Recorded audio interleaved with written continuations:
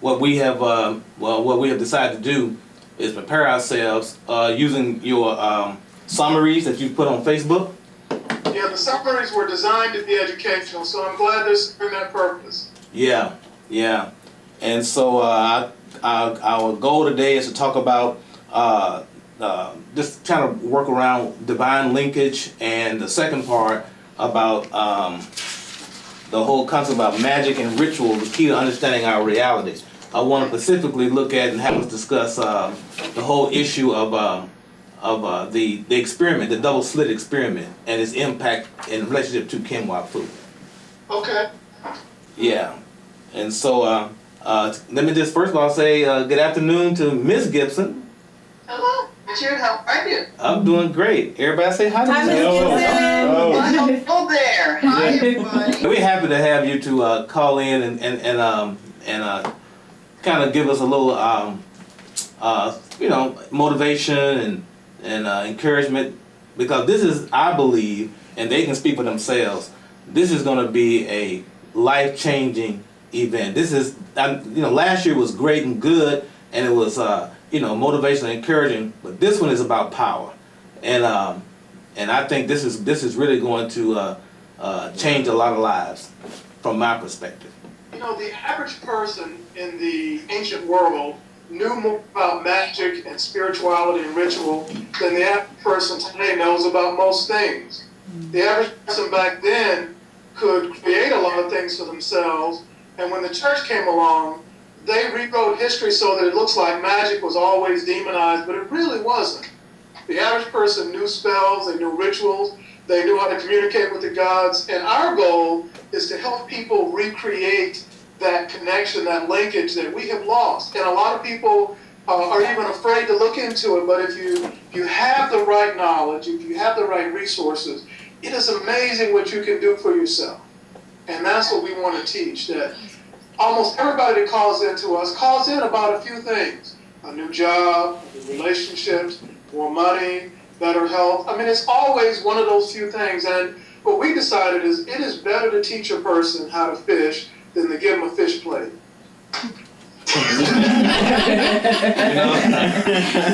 There's a joke in there somewhere.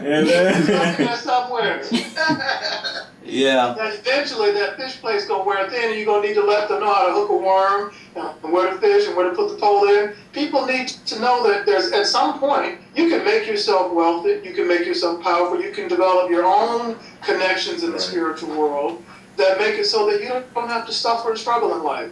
One of the main goals of the powers that be in this world was to make us suffer, so that we would need them to lead us out of that.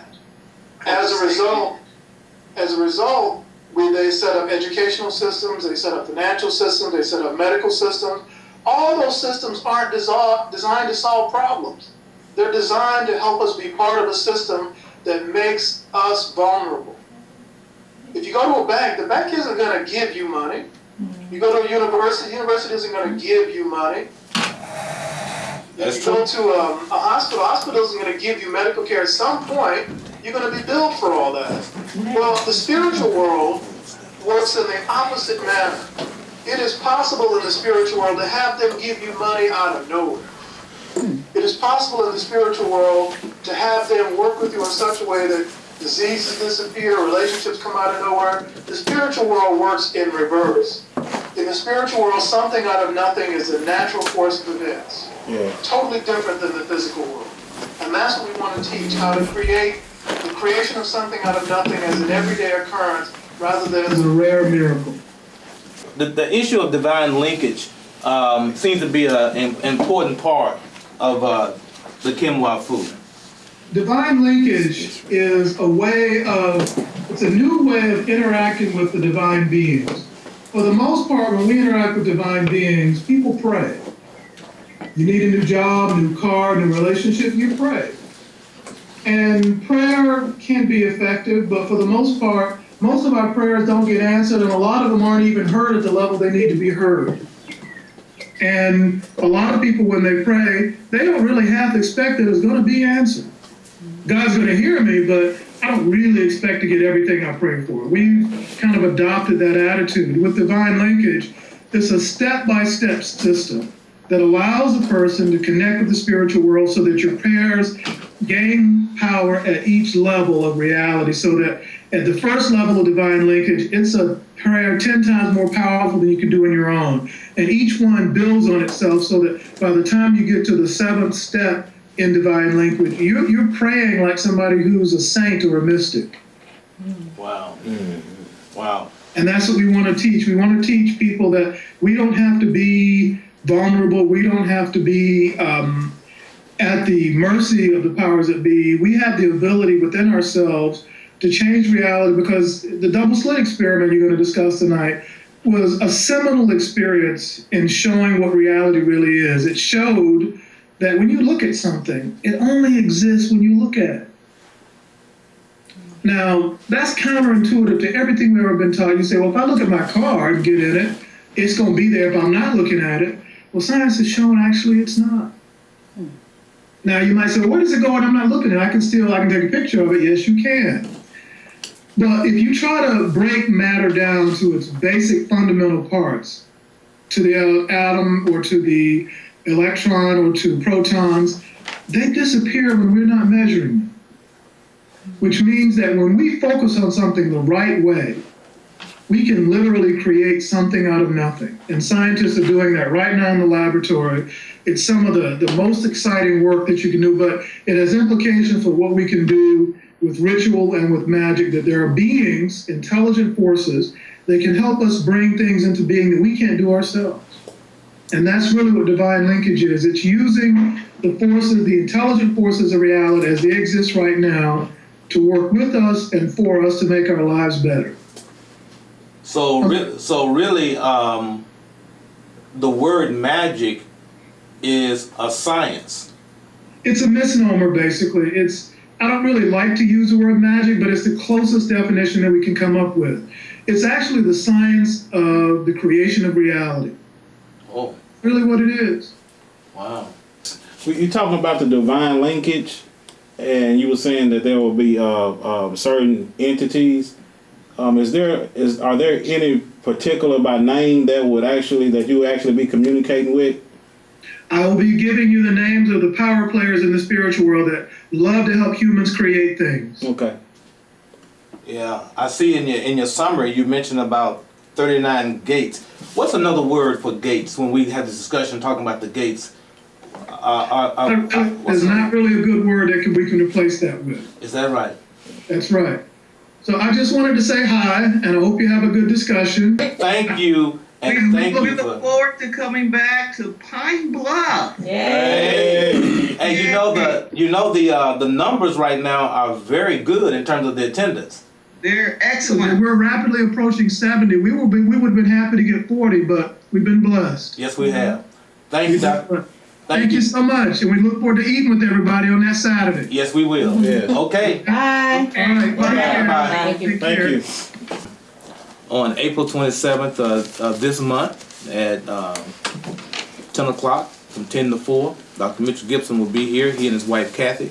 They're going to be doing a workshop entitled Kinwa Fu, the art and spiritual practices of increasing your health, harmony in relationships, and prosperity. We just had a beautiful introduction and encouragement about what is Kinwa Fu, specifically some of the concepts he's going to deal with.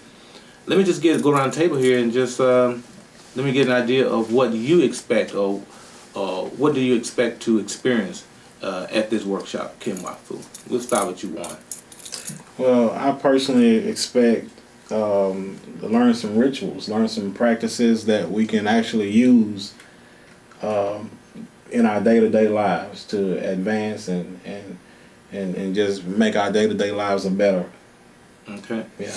Anybody else That's what want I'm to? excited about. Okay, good. Anybody else want to say in terms of your expectation, in terms of why did you sign up for this particular workshop?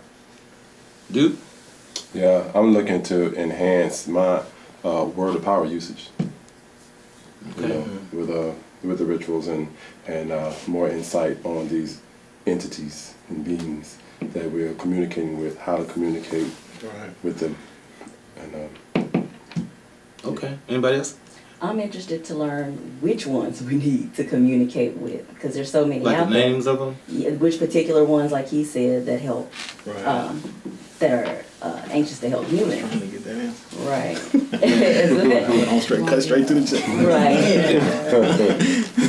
And let me just talk about that in terms of entities. Yeah. Now, most people come from an idea of God being one, and we don't necessarily talk about God being many.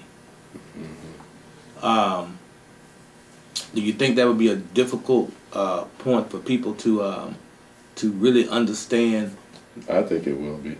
How would you recommend? Well, then again, as far as talking about the people who's going to be attending this, probably not. But just people in general, I think. What about with you personally? I have no problem with that. Was there a time when you would have had an issue with one God versus dealing with many intelligences that, let's say, that work along with the one, Well, or the one and the many aspect of God? Let's just put it that way. you know, when I was coming up in church, the way I was taught, of course, then I would have. But as I started questioning things and, using my own thinking power, it became a lot easier for me to accept other perspectives. Even in the argument about our faith, about the God, our God, as far as being a triune God, and some people call it polytheism, others call it, That's true. mono. So, battling with those right there, and then looking at all the other faiths and their the centers of their faith. I couldn't be so arrogant to think that, the way we're being taught is the right and only right way. Yeah. Anybody else have a comment they want to make on that idea? Well, it's like we were talking about the other night. If you would look at the fact that, take yourself, how you have the ability to be, well, for one, Nikki. Nikki has the ability to be Nikki the mother. Nikki has the ability to be Nikki the daughter. I can also be, Nikki the niece, Nikki the artist. I can be so many things, yet I'm still Nikki. Same thing with God. Still God. So many different aspects of him, but he's still God. Yeah. And for a lot of people like us who grew up Christian, even with the Trinity, we didn't really question, okay, how is there a split, and how does that split become the one? We just accepted it. Right. So. Well, to me, it's not very difficult at all, because your example is a very good example of that. But more so, if all things come from a source, then that source is in all things. And the various forms in which that one source has taken are intelligent. So, for example, it is said that in the human body that we are composed of some 300 trillion cells.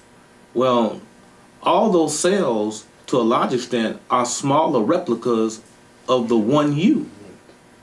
And those cells, be it skin cells, bone cells, heart cells, skin cells, all the different kinds, they carry out certain functions in an intelligent fashion. That's just internally. And then you look at the idea that you have various types of elementals, you have various types of fairies, various types of angels, seraphims, cherubims, so the one, in terms of who we call the one, the source, has manifested itself in many forms of intelligence to carry out the work of reality. So I think that what we're dealing with here that is so profound about Kim Wao Fu is that this seminar will teach us how to communicate. As it says here, we will learn how to communicate with the forces of creation. Now that was what really got me. I mean, the same power that it takes for the earth to spin, well, there is an intelligence that is operating that. Yeah. The same power that it takes for grass to grow, sun to shine, fish to swim, the heart to pump, the lungs to pump and to breathe air. Well, if you can tap into the power of creation, then how does that help you to manifest a car, or a house, or health? You know, or using that power to increase the harmony in your relationship. Just imagine that's something that's a power that you have an intimate relationship with. So if you're able to know how to communicate with that intelligent force, which I think is a very important point, to understand these are not just some inanimate forces. Right. They are intelligent forces. Now you're talking about something. Right. Now you're talking about something. And that's what I think that people really going to get it now. In more specific, anybody want to say anything about that part? Well, yeah, I think in the Bible where it talks about speaking to the storm, Right. I think that's a very that is an indication of what this is talking about here in Kenwa Fu. You know what? You're right, man. Yeah. Because when in the story of the Bible where the Jesus spoke to the storm, Right. he spoke to the storm, To the to the wind, and to the waves. Power He of spoke creation. to them Right. as like they are intelligent forces that could Forces. understand his words, which, according to the story, it did. Right. So the question is, what was the word was the or the word name that he used to communicate to that Right. storm? So he actually spoke to a power of creation. He spoke to that's a very good point, Juan. Yeah. That's a record of what we're talking about. Right. Speaking to a force of creation. Yeah. And just so to be fair to the Jewish tradition, Moses did the same thing. Right. You know. Right. Okay. Anybody else having a point they want to make? That's a very good point, Juan. That's a very good point. And this is a part that I think where even when we deal with, this may sound a little off, but truth of the matter is that even when we deal with Greek mythology, not only Christian mythology and Jewish mythology, but when we deal with Greek mythology, as you know, you had, I think, Poseidon was the god of the sea. You had what was that, Neptune? It was Poseidon. It was Poseidon. Okay, who else? We had some others, that were nature, that were forces of nature, but they had names, and they had personality, and they had consciousness. Okay, so this is obviously a little deeper than that, but yet and still it shows you that what it says that when it was anthropomorphized, into like a man. Using what would you call it? Using the image of a man to personify the intelligence of nature. Mm-hmm. The fact is, nature is intelligent. It's not an inanimate object. Nature is intelligent, and we are a part of nature. It's not like we are opposite of nature, separate from nature. We are of nature, and therefore you have a relationship. There's a fellow by the name of Clive Baxter. He popularized the idea of the science behind talking to plants. And some of y'all may have done that before, where you've had a relationship with a plant. A plant is a living thing, it's a growing thing. Mm-hmm. So are rocks. So are crystals. That's a rock. That's right. There you go. See, right on point. Nikki brought a crystal. Okay? Mm-hmm. And so this is something I think that people really, this really expands a great deal of how you really can actually make use of that. Anybody else have a comment they want to make? Okay. Sounds so nice. Anyway,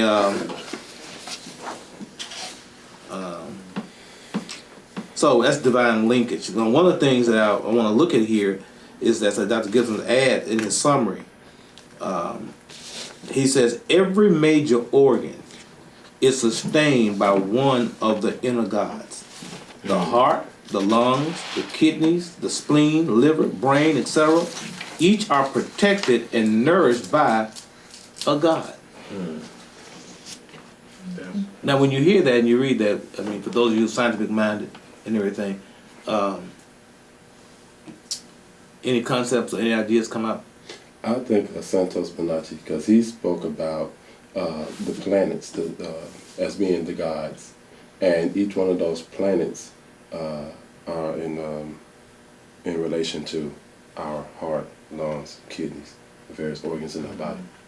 And he said if one of those planets were destroyed, then we would cease to exist because of those vital organs that it depends on. Okay. Yep. I kind of think of what we talked about last week with Dr. Africa, how he says in medical school he learned that most of the body parts are named after Greek gods. Yeah. So you have like the Achilles tendon is named after Achilles. So you wonder, why are these body parts named after gods of mythology? Maybe that particular organ has something to do with the way it works. Why did they name it Achilles? What were the properties of Achilles? What was the story or the mythology surrounded by Achilles, and why did they decide to name that body part after Achilles? It kind of gives you a clue as to how certain body parts work, because like you said, all the body parts are named after gods. And it's Western medicine, I guess. You learn Latin, so that whole practice comes out of Latin and Greek mythology. Yeah, I was simply trying to think of some other body parts that I know that have like some type of correspondence to Greek mythology or some other level of mythology. I can't think of anything right now. But one thing I'm gonna go back to the point that you made, dude, is that that's an interesting point. Is that the planets correspond to parts of the body, organs in the body. That what you were saying, Bonacci said. And so now in the lesson here that Dr. Gibson has given, he says this: if disease or dysfunction affects an organ, it is indicative of the absence of its corresponding inner God. The principle of divine linkage allows us to learn hidden techniques and postures that allows us to tap into the power of the inner God and therefore strengthen our spiritual and emotional lives. And one of the things that I know further along in his work, he talks about the connection between the inner gods and the celestial gods. Yeah. Now, the planets are celestial gods. So therefore ritual becomes important in being able to, number one, through divine linkage, have a connection with these inner gods. Yeah. But ritual helps you to communicate and connect, if you will, the outer and the inner, the transcendent and the immanent. As above, so below. As above, so below, where you become a whole system. And this is probably where it comes down to. He says each of the inner gods is connected to one of the 39 inner gates. Now, that's interesting. That's why I asked him. I want to understand what my question is, what is a gate? Now, just on surface, when you think of a gate, you think about a cardinal point, a hinge. You think about inner in and out, closed gates. Portal. Yeah. I don't know if this is what it means, but my point is, I just want to understand, about that. From being a student in Christian theology, I know that there's such things as the gates of hell, or Hades, if you will, which is a Greek god. Or the gates of heaven. Or the gates of heaven. Or windows. These are all metaphors. These are all metaphors. These are all pearly gates. But these are metaphors that have something to do with something that's in you. Yeah. So when it says like the kingdom of heaven is within you, then these gates, these doors, these windows are a way to have a relationship with yourself. Yeah. That's what I think about. What do you say? What did I say? That's what I think about on that part where we was talking about the power of the inner gods, and and how each organ has a God over it, and that means that those gods are actually living in you. And I mean, that's what I think about. And it's up to you to make them whether they dormant or whether they live or not. You know, because they're always there. It's just whether you have them activated enough. By observing them. Right, by observing them, giving them attention. Yeah. Consciousness makes a difference. Yeah. You better say, Kim? I was saying it's almost kind of like when I think about when he said gates, it made me think like, okay, so if each of these systems, bodily systems, have, say these 39 systems have a gate, that's kind of like, you know, like a, I don't know, almost like in the military. If I want to go to another country, I have to have the right papers. I have to talk to the right people to be able to enter into that country. So it's kind of the same way. Like if I have heart issues, how do I connect to the heart to try to figure out what's going on? And if he says that there's a God, how do I establish a connection to that God? What is the God's name? How do I talk to who's the right person to talk to? Because that God is like a commander of all those little cells in the heart. So that's the picture that I get when he said that. Yeah. One thing about just listening to us talk like this, it really lets you understand how complex reality is. To a large extent, the type of theology that we have grown up on is kind of like a Cliff Notes version. It's kind of like a dumbed down version.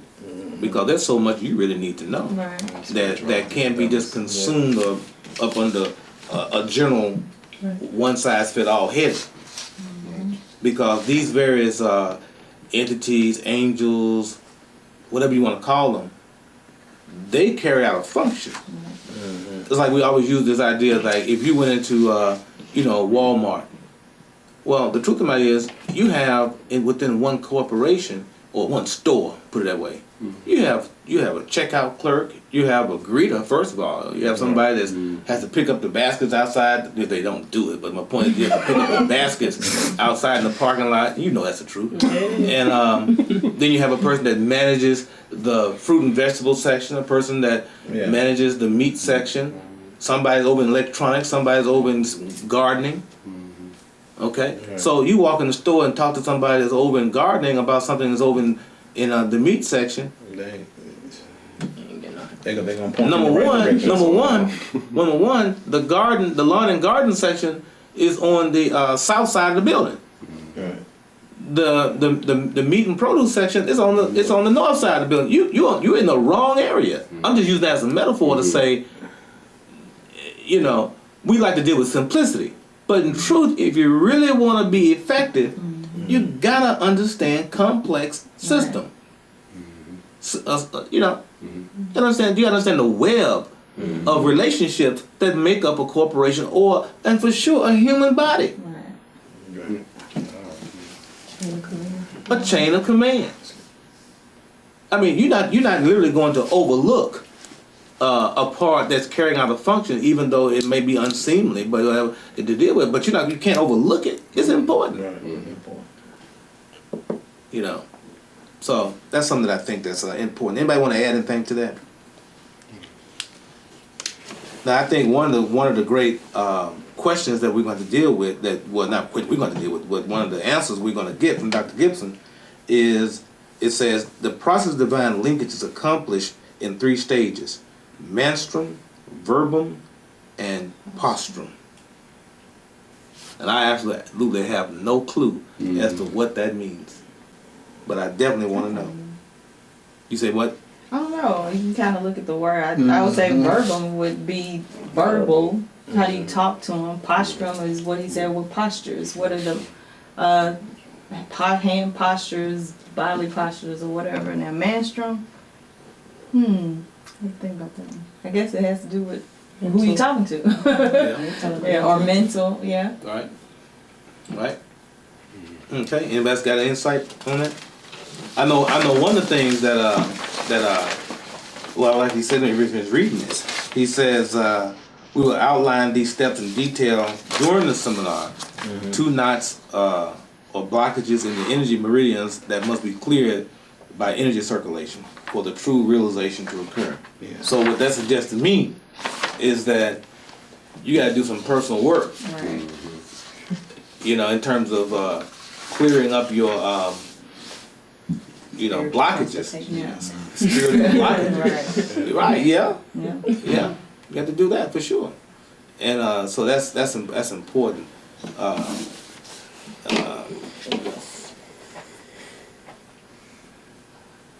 It says here in the second line, it is by grounding our practice in our body that we can affect the physiological changes that allows us to discover that the deepest level of our bodies is actually enlightenment itself.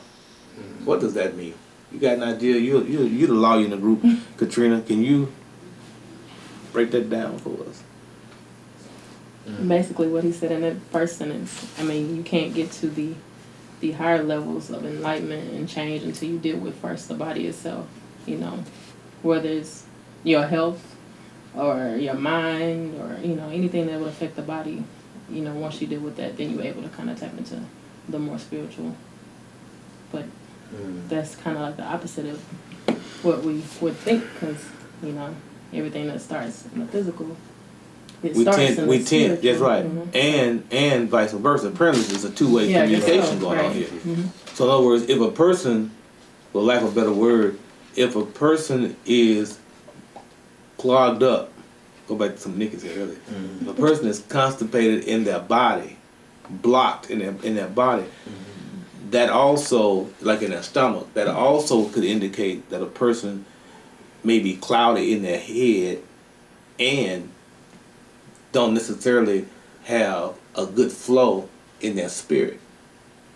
I mean, it's very clear. If you're sick in your body, it does affect your spirit. Right. You're not operating on full power. You know, so if something is, I mean, if you have like an attitude issue or anger management problems or jealousy or any type of different things, it's going to affect your spiritual results. I Absolutely. guess it's about receptiveness, you know. Right. How receptive And it would you are. manifest itself in your body. Right. Right. For sure. I mean, your body will respond. I mean, if you're feeling an emotion, Right. I mean, it's going to create a chemical in your body to help you to feel that emotion in your body. Wouldn't you think so? When you're talking about happiness or sadness. Go on, you about to say, Pete? I don't know. When I read it, I kind of think about, it kind of goes back to what we were saying about as above, so below. And so it's saying, like, you have to discover the deepest level of our bodies in order, if you know your body and how your body is supposed to function or what happens, like, what does it mean when you have a headache? And how is that, what if you know how to correct that, how does that manifest itself in the physical world? Like they say, as above, so below. Whatever is going on with you is actually going on outside of you. So what is a thunderstorm? Or how is that equivalent to something going on in the body? There was a point that I made this morning in the morning's message was about that the storms that we see in nature oftentimes correspond to us collectively as the storms going on inside of us. Right. You said And so, to a large extent, when we clear ourselves up, we also can affect nature. You know, I mean, this shouldn't be like a wild concept, some type of new age concept. I mean, because people talk about it all the time when they can sense in their bones or coming in their bones, a storm coming in their bone, a headache Right. or whatever. So, yeah, I would agree with that. As above, so below. Right. Now that actually clarifies something to me. If we're on the right track here, where it says whatever you bind on earth is bound in heaven. So somehow or another, if we focus in on the body, somehow or another that affects the celestial realm. Right. Kind of goes back to even like with Native Americans or whatever with rain dances and Absolutely. things like that. I mean, what are they communicating? What kind of movements? And frankly, any indigenous people, they still do this. What are these dances and these movements communicating to the celestial realm? Are those dances postures? They are. the word, whatever Right, they're menstruum. chanting, is Right. there verbal? It's and- verbal. and Is there talking about the the movement? menstruum. what's the menstruum? Talk about that this morning. I think Go ahead. menstruum has to do maybe with the physical structure, the shapes that you make, or everything. A lot of them are done in circles, or you may place certain stones somewhere. I think it's something. You mean like that- talismans? Yeah. I know that we got some people here that. Why don't you tell your story about the talisman? If the talisman is a menstruum, well, let's assume it is. You've had experience using some Yes. some Taoist Absolutely. talismans. Absolutely. Go ahead. Well, I was sick. I mean, I wasn't.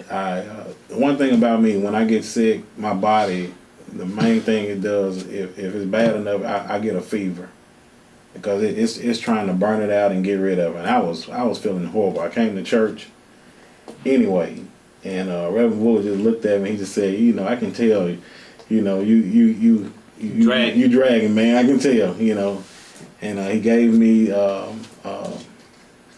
the talisman, and told me to go home, say the animal cord, go home, burn it. And I'm telling you, I really noticed it tremendously in about an hour. I really noticed a tremendous feeling change. I mean, it was like, I wasn't feeling so draggy, I wasn't feeling so lazy and stuff. And I was like, wow. Then I drank some holy water too. Mm-hmm. Yeah, I think the combination of that with the holy water was, it changed. It was a whole ritual. Yeah, it was a whole ritual, and in about a day and a half, I was pretty much completely healed. Yeah, I was. Yeah, so it was very profound for me. How would you, in this on part 2, Dr. Gibson talks about, is magic and ritual the key to understanding our reality? As you know, he said magic is a misnomer.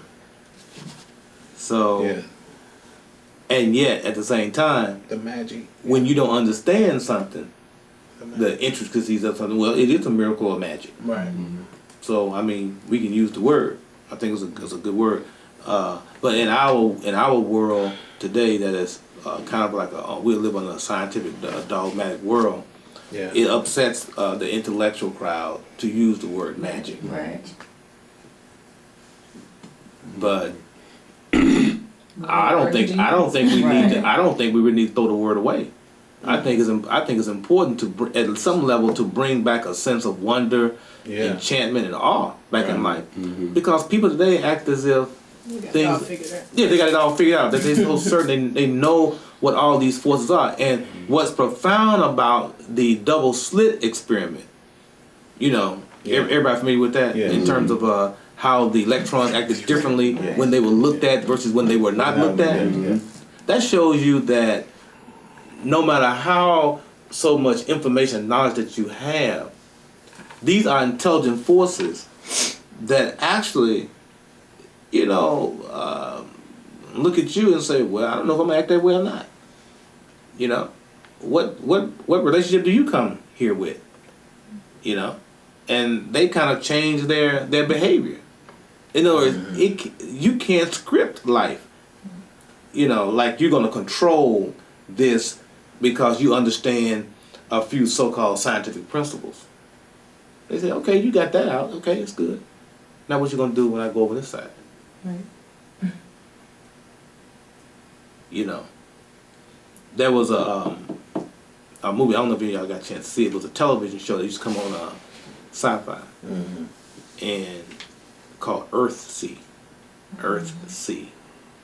And one of the keys in being able to, did you get a chance to see it too? Yeah. You did? I watched both of them. Yeah. Those two first two. Great series, wasn't Yes, it? it was. Yeah. And so one of the keys was that you had to that dragon, that particular thing, would not act right Right. until you had its name. Name.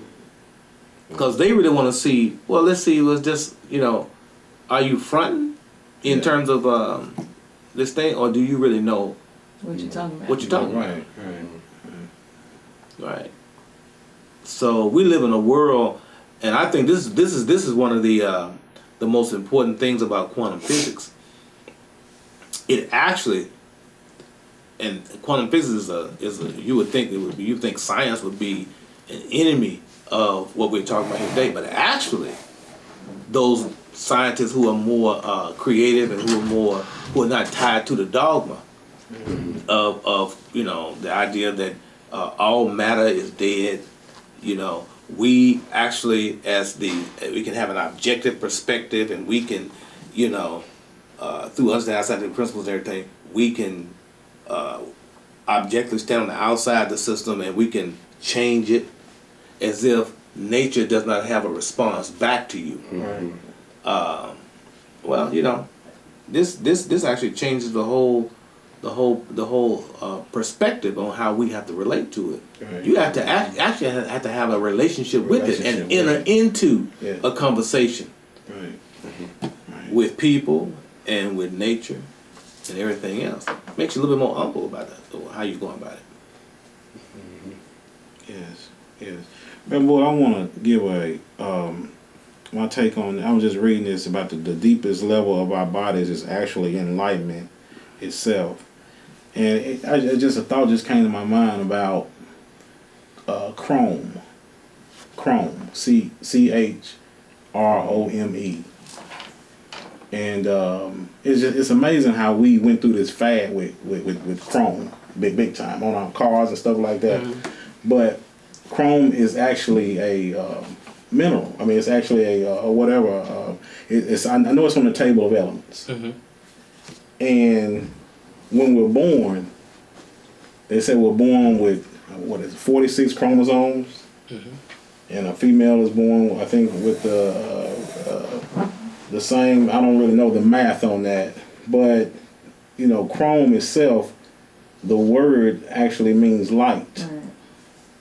And then you get the some, which is the body. So even from a biological standpoint, doing light body, we are light bodies. I mean to that right there, it really don't get no deep on the core, because from a biological standpoint, as deep as you can go, we are light bodies with chromosomes. Wow, that's pretty good insight. Yeah, that's pretty good insight. And one of the things that I think when I read this section in part 2, it brings me back to the Matrix. Yes. The Matrix. And that somehow or another there's a divine matrix, and the world in which you live on is a analogy or an allegory on all this that is what we call a human matrix. And human matrix. In other words, we have the divine matrix, then we have the human matrix. And so the human matrix is meant to control, but the key is to understand the divine matrix that's around us, because he says this: the universe that is pixelated and only assumes a definite form when observed is a result of that particular divine that double slit experiment. So this is how he said this is how computer simulations operate. And he goes on to say this is one of the most fundamental experiments ever recorded in physics, and it has been repeated hundreds of times. The results are always the same. Reality as we know it exists only and has structure when we focus on it. So that brings in the issue of observation, numbers, codes, symbols. Like in the Matrix, they were reading codes. Codes are frequencies. Frequencies have numbers. One of the things that Dr. Gibson shared on a program he did last week was about if you understood some of those codes and some of those numbers, you will understand the energy frequency in which certain fields of intelligence operate on if you understood that number and develop a relationship with it, that number, which is a code, which is a frequency, then certain realities will come into focus. And when you're on that stream of thought with it, it would be more expressed in your relationship or in your life experience. You know what? Speaking of that, something just popped in my head when he was talking about that, and he did give a number.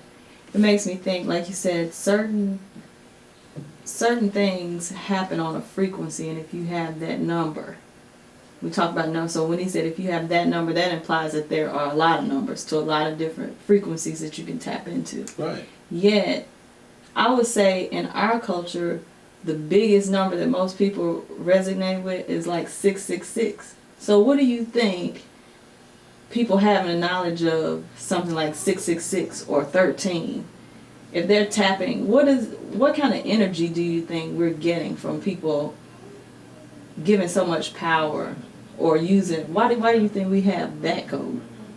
The 666 666 or 13, you know, just certain numbers that we use a lot that are just kind of universal. A lot of people know of these particular numbers and look at what's associated, like 13 is associated with bad luck. And Now I think on the number 13 and on number 666, I think there's a lot of, and Juan probably can speak on this clear on the number 13, but I think that in terms of how the number is socialized in our understanding, I think that that's a game. Well, I understand, but like I said, certain things, like one in particular he gave us last week, are associated with something. So whether we think it's real or not, you know, whatever your interpretation of the number is, it might actually be a real frequency. Oh, in that sense, I don't think this has much to do with belief. Right, it doesn't have anything to do with belief. That's what I'm saying. Do you think that maybe, let's just say 13 has to do with bad luck? It really does. Okay. Do you think that the frequency of people using that number has anything to do with the outcome? You know Yes. what I mean? Mm-hmm. Yes, I do. So I'm saying that's an example of how you tap into energy through numbers. That's right. Even 666. Right, that's what I use. Yeah. 666, I mean, 13, you know, 7, Yeah. you know, Yeah, stuff 3, like that. Yeah. Yeah, I think that they tell us what I ain't gonna say that, but we've been told what Right. to think about the number, Right. and if you don't reverse it, then the number loses its divine power. But like I said, what if we don't really know what power that number has? Or what if we run from that number? Right. Yeah, I guess that's what I'm really trying to say. We really don't know. Number, we really don't know, because I mean, who's ever really talked about that? You know, Yeah. in mainstream, like when Dr. Gibson said, the power of whatever has the number 1, 2, 3, 4. Mm-hmm.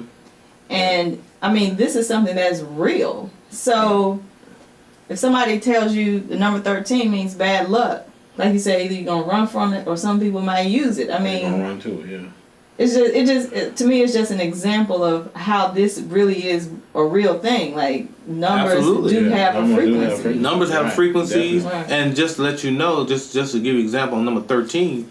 Well, let me probably give my example. You want to say something about the number 13?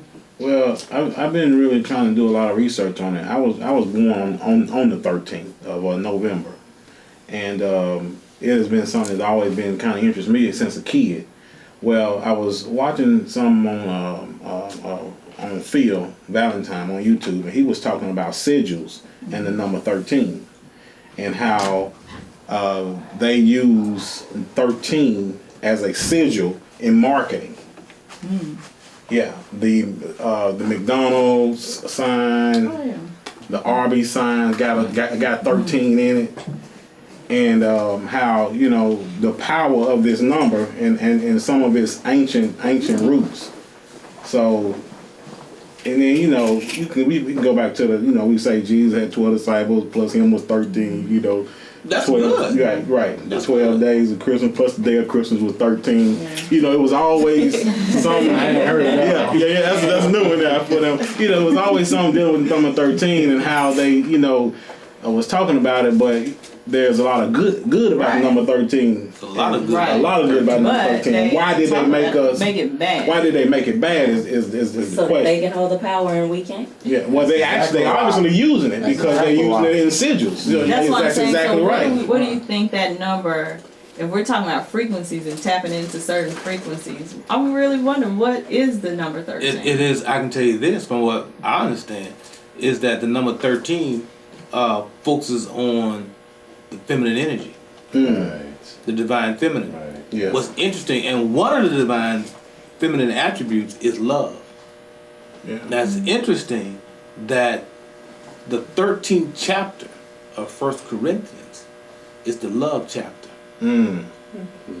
It actually is the center of the book that brings down the issue of what really is going on. Right. And why that is one of the most important, powerful frequencies that you have to develop in you to Right. begin to have a certain level of manifestation.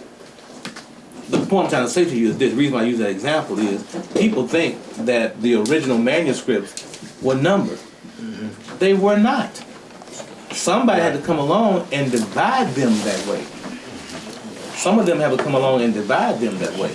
And that somebody had to know something about the Pythagorean code and what they would eventually call masonry and things like that. Somebody had to know something Right. because that was not accidental.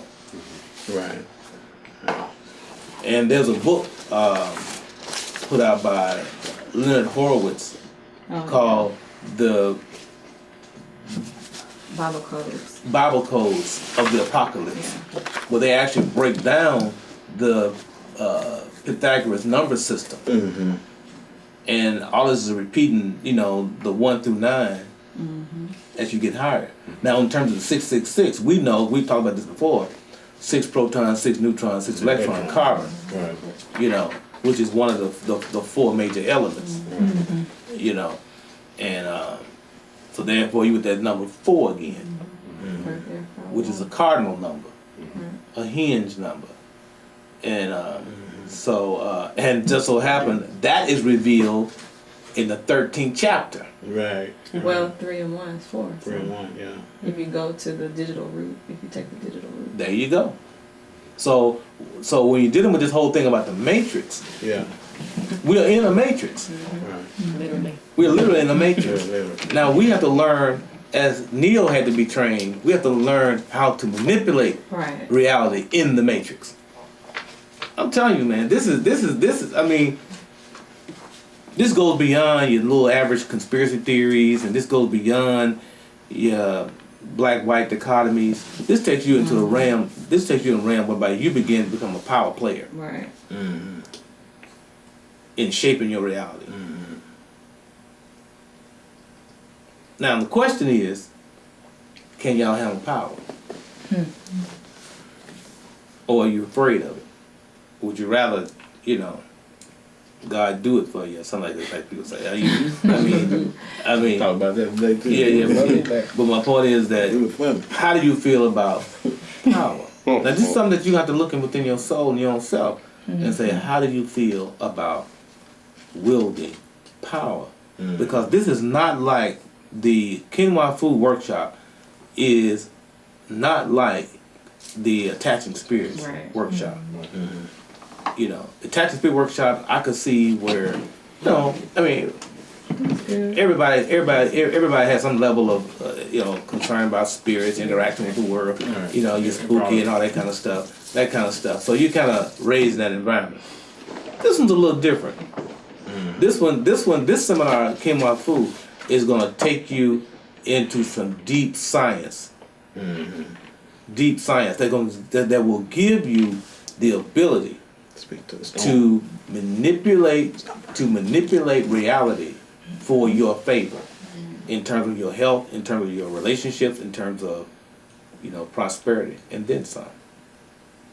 I was looking at, and by all means, we definitely want, I know Dr. Gibson's going to do 3 quinoa food workshops. We're going to be the first one, then there'll be another one in New York, then there'll be a third one in LA.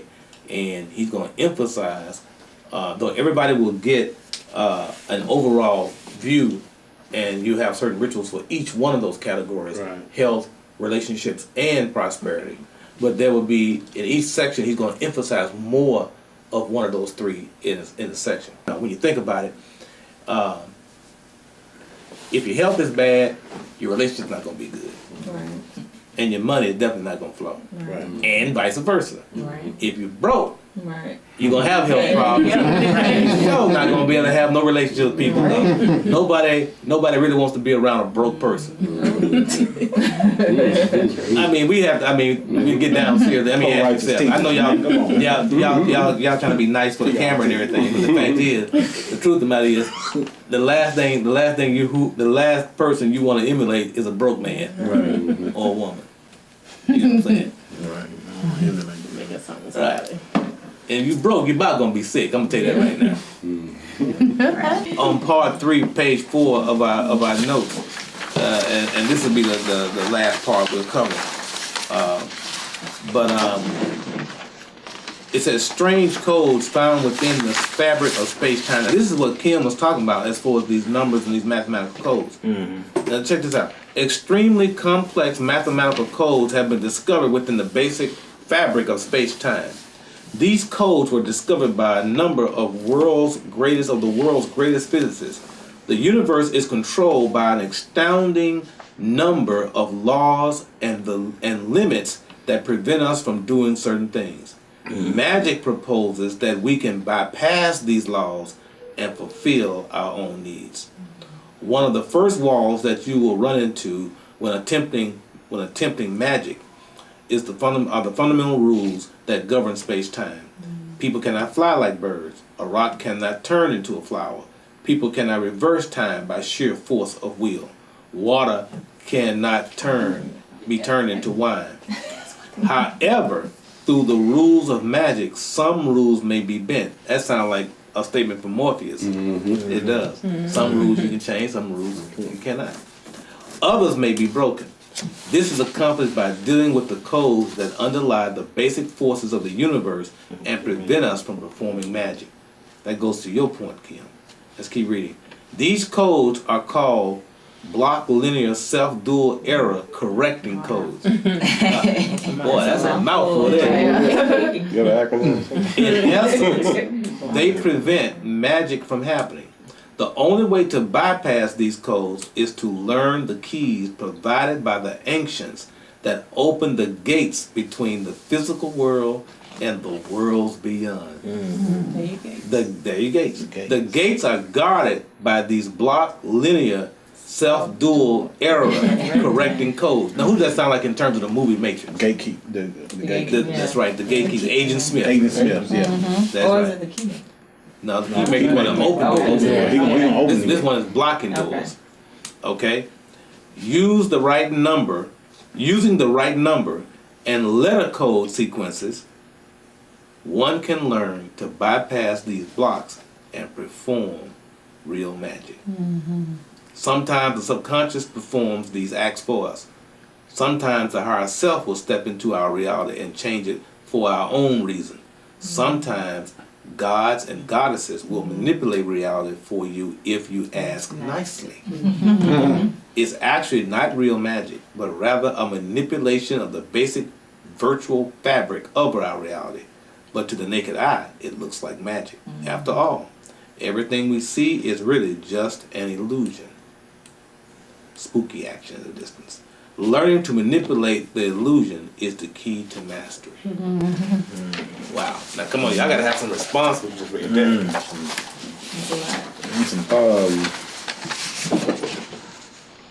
Okay, so earlier today, Trina asked me, 'cause, today is the 7th, and the number 7. And happy birthday, by the way. So she said, "What if you could have one birthday wish? What would it be?" I said to fly. And she said, you for real? I said, yeah. She said, what about levitate? I said, no, fly.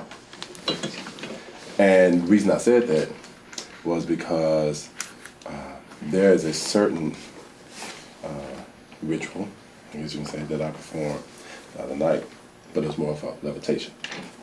And the reason being, I was thinking about the possibility of levitation.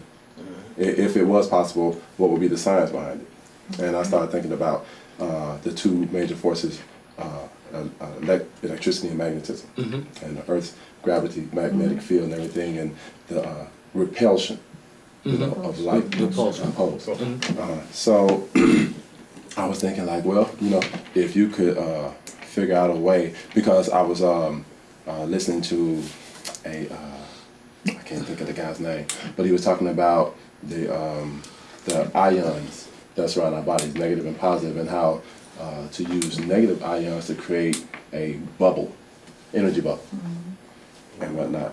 And I was thinking, if you could figure out the science of repulsion with yourself as repelling against the Earth's gravity, then that in itself is levitation right there. You know? So I was thinking, I was like, I truly think it's possible. I think it's possible, and You believe you can fly? I believe I can fly. Hey man, I do. you know what? That makes a good name for a song. I'm really, I just had a inspirational thought, man. R. Kelly to sing. I believe I can Make a movie with the Looney Tunes and Michael Jordan. We got something here. We think about how we gonna make our millions. Think about it every day. Spread your wings and fly away. Okay, good. You know, that has to do. But no, get back to your point though. That has to do with that's good thinking. that has to do with chi. Remember Dr. Gibson talked about that in one seminar about displacement. Yeah, What we call energy, your Mm-hmm. energy displacement, and how to shift your mass. Right. So it is possible. Because the truth about it is, you are 3% Right. of your 100% being Right. mass. Right. The other 97% is right. non-material. Right. It's non-local. So if you learn how to displace those, yeah.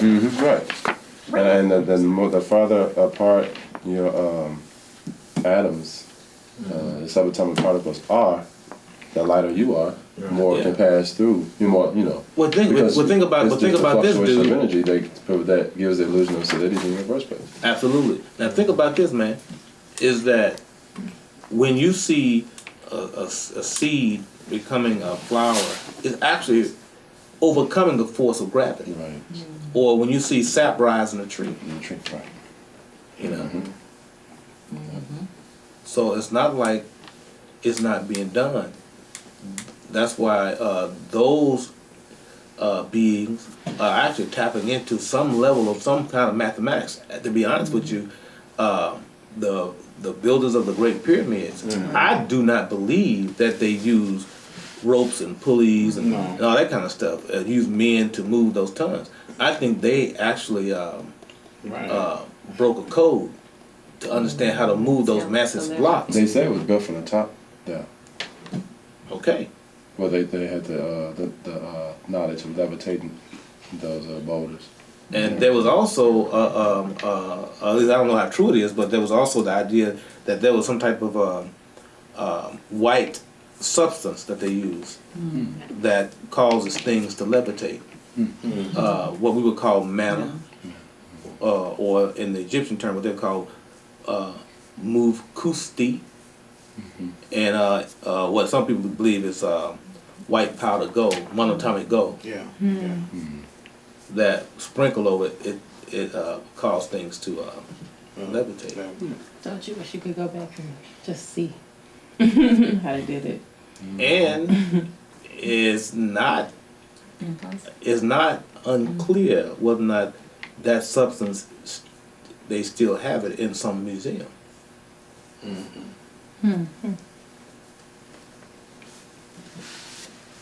So, but the point here is that the numbers like you said, you can bypass the agents, bypass what it says, these block linear self-dual error correcting codes.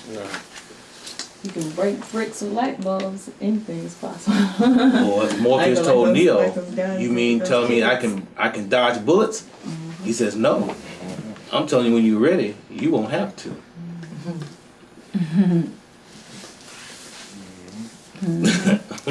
They falling. That's it. So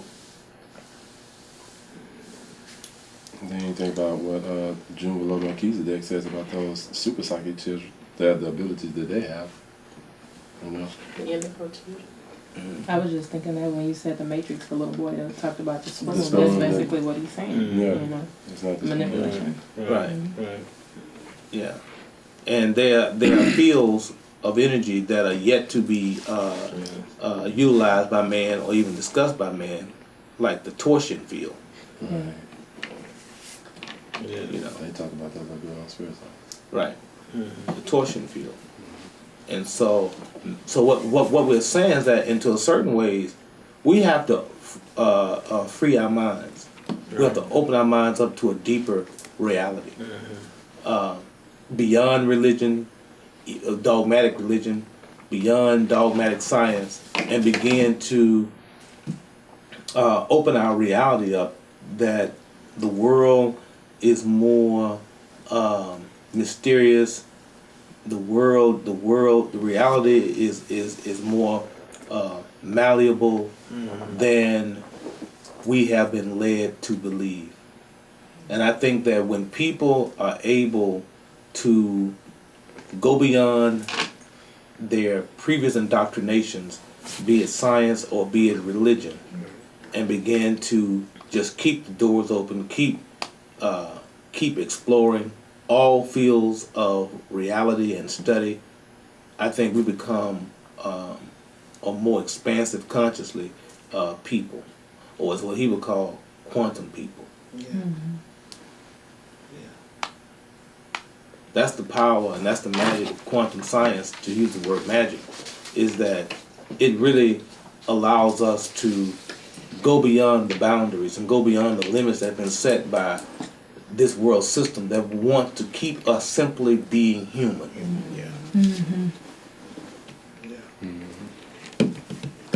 And I think it goes beyond the religious indoctrination that, for a purpose of maintaining external power, wants to keep its subjects just caught up in low frequencies of guilt, fear, shame, and always looking outside themselves for relief and help, which really they're like these blockers that he talked about here. Make sure that you know you stay within this limiting reality, set of reality. Don't step outside that. Therefore, always give your power away to disease, death, destruction, you know, and basically lose hope.